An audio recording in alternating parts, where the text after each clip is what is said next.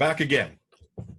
This has been such a huge, well, there's been such a great response to the video we put up yesterday on the Idris map, this map that shows much older Mecca, much further north, up in where we know Ur used to be, or one of the Urs, where the Edessa comes from, and also halfway between Edessa and Harran. So we're now going to go, and what I said at the very end of our talk yesterday, I asked people to write their comments and to do so at the bottom, the comment section that is there, and lots of you have written your comments.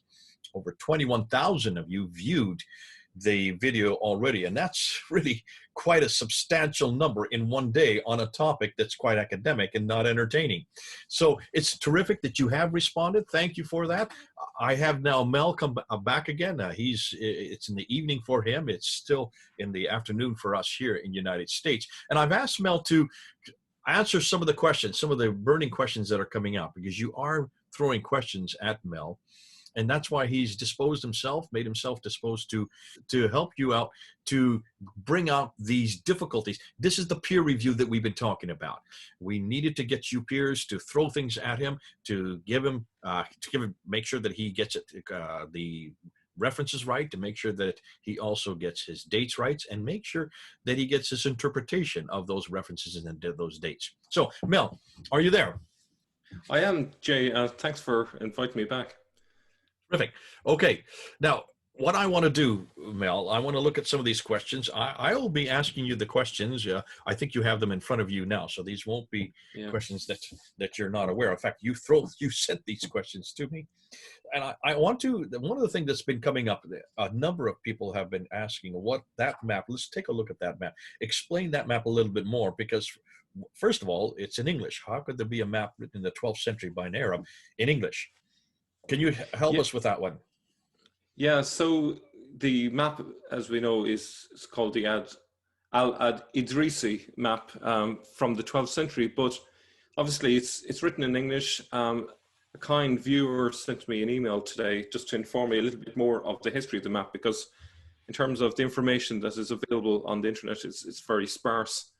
So subsequently, what I've found is there was a scholar called Conrad Miller in the early 1920s, and he took the map, and I think he spent years making a copy of it, and he changed the Arabic to English. So apart from changing it to English, he was replicating it exactly as it was originally. Now, what we're looking at, and here, let's just show it. Here's the map. There are the English reference points. And then what he has done, he's just taken the Arabic, translated it in English so that we can read it. That's all it is. But this is not, that doesn't in any way eradicate the authority or the credibility of the map. It's just readable. So it's not as if the map has been created out of thin air. It's just simply a copy. Obviously, I would prefer that we're talking about the original one, but the difficulty with it would be that it's in Arabic writing.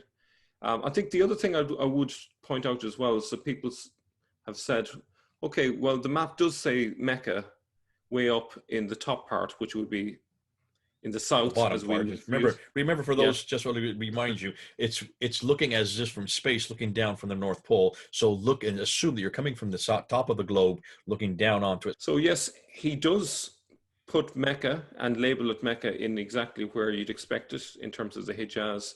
But the point is that he centers the map on the area called Harran, which actually, even though it looks a tiny little point on the map, it's actually a huge valley, which includes Ur and includes the old Mecca right there in the middle. But obviously, it would be like a tiny little dot if you were to try and label it on the map. So that's not possible. That's why in the map it just says Harran.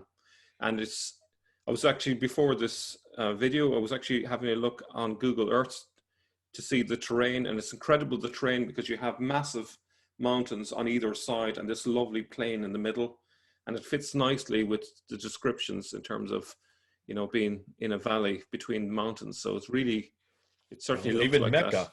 Remember what we remind you. I just want to remind readers, the only place that you're going to find Mecca referred to in the Quran is in chapter 48, verse 24, that it's in a valley. If you look at Mecca today, it's not in a valley. There are mountains, but they're quite a ways away. They're a few kilometers away. They're not right there where the Kaaba is. So there's not a valley there, and that would not support Mecca. So it's fascinating you brought this up. We've now found a place that fits that. I wanted to add another detail. You know, the last day you asked me about what does the word Mecca mean, and I suggested one meaning that I've heard, which is low ground. And there was a Jewish viewer that took a look at that word, and he gave a suggestion from Hebrew, and he suggested that the word may come from a word which means to strike. And so he suggested it's got to do with a heel being struck on the ground and then water emerging. In this, you know, if you think of the story of Hagar and Ishmael, they strike the ground and then the water emerges. I think it might have been the angel in the story that strikes the ground. So that's maybe another possibility, and it's quite a good possibility in terms of the meaning of Mecca. So I just wanted to include that just in case people think, oh, you've missed the other meaning. So that's one other possible meaning. I think it's an interesting one. It may well be true, but it doesn't necessarily contradict the other possibility either. Okay, now here's another question from Asif Maki. He says this: so the traditional Islamic story came after the 12th century Idris map. Is that what you're suggesting? No. So I believe the new Islamic tradition happened at the beginning of the Abbasids. So we're talking about the 750s onwards. So 8th century, 9th century. 8th century, 9th century. And essentially, Ur is still part of the folklore, the memory of the people. So it's still very important. Like even today, people are visiting this site and are conscious of the fact that it's the birthplace of Abraham. So that memory never went away. I've had a number of emails from Kurds who are really excited about the material that we're doing because they are conscious of all of this material. And the Turks are not happy with this material going out because they want to suppress this material because it's quite embarrassing to the Turks. But the Kurds are very conscious of this connection with Abraham in their town. And the Kurds are not happy with the new name that the Turks gave to the town because it hides its earlier name, which was Urfa. They added Shanli Urfa, which means glorious Urfa. But, looking at it from the outside, we can't see its connection with Ur from way back in the past. But they're very conscious. So it's the great thing about traditions is that if you're dealing with a local tradition, it's amazing how long people remember the details of a story. And this is one of the problems with the Hadiths, if I can jump to something else. If we look at before you do that, just so people are clear, this is not. It's not that somehow that the traditions are, or this person who wrote this map, Idris, who is from the 12th century, he is just reflecting that folklore that's still there. He's reflecting that. Obviously, the Abbasids have now chosen Mecca way down in the Hijaz, but these you cannot get rid of these traditions that's still floating around. So that's what you're saying, and this map reflects that also. Yeah, it's essentially saying that this place is still vital, still very important to Muslims because it's the birthplace. Essentially, it's the birthplace of Islam. If you believe that Abraham was the father of the three great religions, then obviously Abraham is the father of Islam from a Muslim point of view, and that's why it's right smack in the center. So that's three great still religions. there. You're talking about Judaism, Christianity, and Islam. Yeah. Okay, you wanted to say something about the Hadith. Go ahead. So I was making the point how local traditions tend to retain memory for centuries. Very reliable, actually, in most cases. But if we think about the later tradition of Islam, it's all based on hadiths written by people in the wrong location. So they're written by people in eastern parts of Iran, Afghanistan, and so on, Kyrgyzstan. These are the wrong places to be writing records of what Muhammad said, because they don't have the local knowledge. So in that context, when stories are supposedly from oral memory, that creates lots of possible areas of confusion. People don't know the local geography, they get things confused, and things get invented, and there's no check there, because if the stories were written where it all happened originally, I think you'd have much more reliable information. And that's part of the explanation for why hadiths are so different to those early sources from the 7th century. Yeah. Yeah. This Asif Maki goes on to say, he says, referring to the Chinese reports that you introduced, and he says these Chinese reports make it even stronger. Why? Because the Chinese would not have any agenda. There'd be no reason for them to lie or to create or have a narrative that would purposely be in confrontation to that which they're referring to, and that because of the fact that they had been there. So he's saying that they would not lie due to suspicion with the documentation. And remember, Muhammad did say, seek knowledge even from China, or something of that sort. So it's terrific to see that other people are resonating with what you're coming up with. Now, I'd like to, I remember, just so people are aware, whenever you're talking about the Hadith, whenever you're talking about the Tafsir and the Tahriq and all these traditions are 9th and 10th century. They do come from the Abbasid period, in contradistinction to the Umayyad period that came earlier. And that's why there's a sublimation of the earlier Umayyad period, and there now is a new narrative, and this new narrative now wants to make sure that that Mecca is no longer up in the north, whether that is Petra, whether that is Ur, it is down in the south. And that's why all these narrations, these were these compilations by Al-Bukhari, when he took 600,000, brought it down to 7,000, that have to have that new narrative built into it. The other 98% they've thrown out. One of the questions that, a good question that's come up, and actually I like this question, and that is, you referred not to the one yesterday, the video we had yesterday, but the one earlier, that this quote, you referred to this quotation by Jacob of Edessa, and in the Jacob of Edessa quotation, you referenced that these people from, these people who are facing towards the west in Iraq and who are facing towards the east in outside of Cairo are Muslims. So these Muslims pray towards the west and the east, whereas they should be praying towards the south. This is dated to 688. Now we know that according to the earliest tradition for the word Muslim, that was introduced on the Dome of the Rock in 691. This predates that reference. So is that not a problem? Is that not a contradiction as far as dating is concerned? Yeah, so I suppose the issue here is the fact that a lot of these words are often translated in a conventional manner. So another example of this would be Tayyaye is often translated by Robert Hoyland as simply Arab, which isn't a literal translation. So this word Magray is more like the word Hagarin. So it doesn't have a religious connotation. It's more to do with the fact that they view themselves as descendants from Hagar and Ishmael. And so by translating it as Muslim, it's kind of a loaded term. It's misleading. Probably a better term would be maybe Abrahamist or Hagarine, or even Saracen would be a better term. But okay, so it's not Muslim in the original text. In the same token, the map is Arabic. Whereas we're reading it in English. In the same token, the reference, and unfortunately, we put the word Muslim in there when we shouldn't have. It should be Magray. But the word would have been Magray in Syriac. Yeah.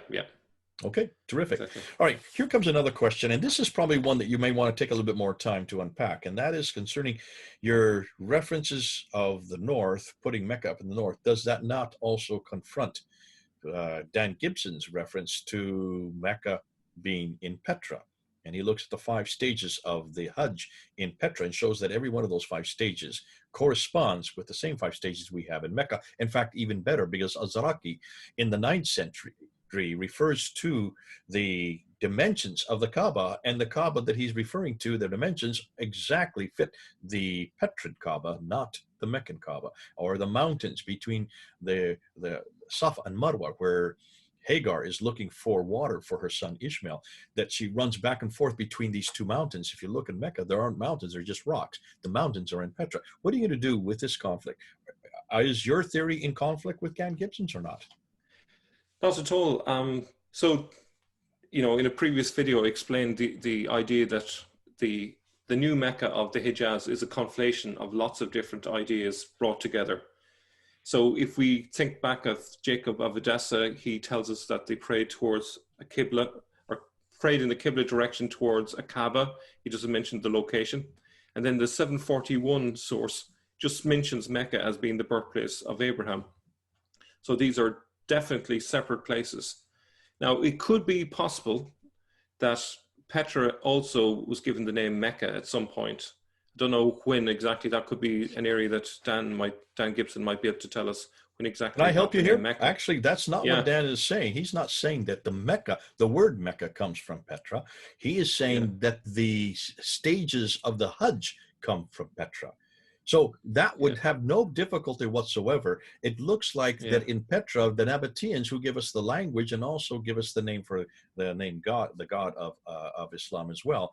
Also, the traditions of the sanctuary, the traditions of these routines, these 5 different stages that they now do today. Those were preceded and those existed in Petra. So this does not at all confront your notion that that yeah.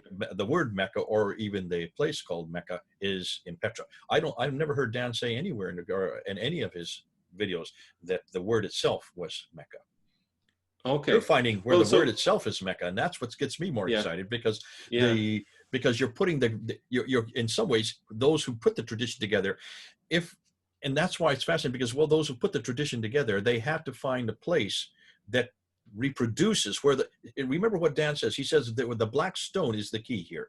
When Ibn Zubair destroyed Petra and fled Petra in 687, he took the black stone with him. And for all the Nabateans and all the Arabs, wherever the black stone was, there was the presence of God.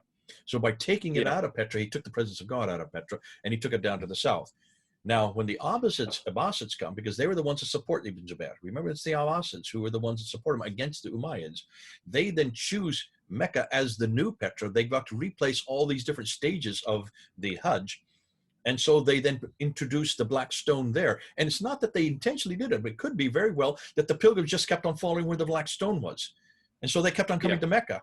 So by virtue of that, it then had to reproduce what was already earlier. Now, what you're saying is when the Abbasids then take over this and destroy the Umayyads and then take over power, they now have the sanctuary, the new sanctuary. They've got to give credibility to that new sanctuary, and they've got to put it with history. So what do? They take the name that was up in Ur, where Abraham's birthplace was, and they then take that name and reproduce it down in the south. yeah, That's why that line that you showed is going straight yeah, down. yeah. It's almost like a direct line. So just to make it really clear for people then, so what I'm suggesting is the Abbasids took the name. I'm not suggesting that Muhammad was even ever in this place called Mecca. He may not have been there. He didn't necessarily have visions there. He wasn't necessarily in a cave there, though there is a cave in Ur, which might be where that part of the story came from. But wherever, as you say, the Kaaba was, that's the focal point. And if we think back to the connection between it and the Jewish religion, there's quite an interesting connection because the Jews call their festivals Hag, which in Arabic is Hajj. And there's a particular festival to do with the Festival of Booths, where they put up a tent and that becomes their focal point. And in fact, they do circumambulations on the 7th day. They do 7 of them, which is The exactly exact like same what you 7 days that we have with the Hajj. but the key thing is that was a mobile tent. So that tent could easily be moved to wherever you wanted to put it. So the idea of our idea nowadays is that the focal point must be fixed. But back in those days, it may not have been so concrete. It could have been more fluid. It's exactly like what you said. It's wherever the black stone is. That's what's key. So you follow wherever the black stone is. Okay. Now, could you help me? And we're going to do a whole. In fact, I'm going to do a whole video just on the black stone. I might call you in to help me with that. The researcher on our Fander team has just done a great study on Elagabalus. We need to look at Elagabalus and see where the black stone came from. It looks like the black stone has existed since the 2nd century AD, and there might be even references to even earlier to the 2nd century BC. So it's been around a long time. It was as a stone. At some point, it was broken up into about 8 pieces now, so small pieces today. Listen, God bless you. Thanks so much. You're doing what we need to do. And what I love about you, Mel, is you're actually paying attention to what the people are responding to. And you're taking them seriously. You're not just sloughing them off or throwing them out or disputing with them. You're actually trying to dig down and find out what they're saying, go back and see if that's true. You did a great job by looking at the map here and understanding that, yeah, that's true. It is in English, but there's a reason for that. That's so you can read it. On the same token, you went back and you looked and you asked about whether or not that the word the word is Muslim, and you said no, it is Muslim. We shouldn't have put Muslim there. When we translate, we should keep the name that it was originally there, Magray. And so you've done the same thing in both of these. So thank you for that. There'll be other questions that come up. We'll probably do one. One thing I'd like to do, probably the next video, what you need and I do is I want you to put a timeline. I want you just to stick these different dates and show you so we can see on a timeline visually why these dates are significant in the story that you're talking about. But for now, God bless you. Thank you for being on board. This is then Mel and Jay here talking about the Idris map and trying to explain it a little bit better. Over and out.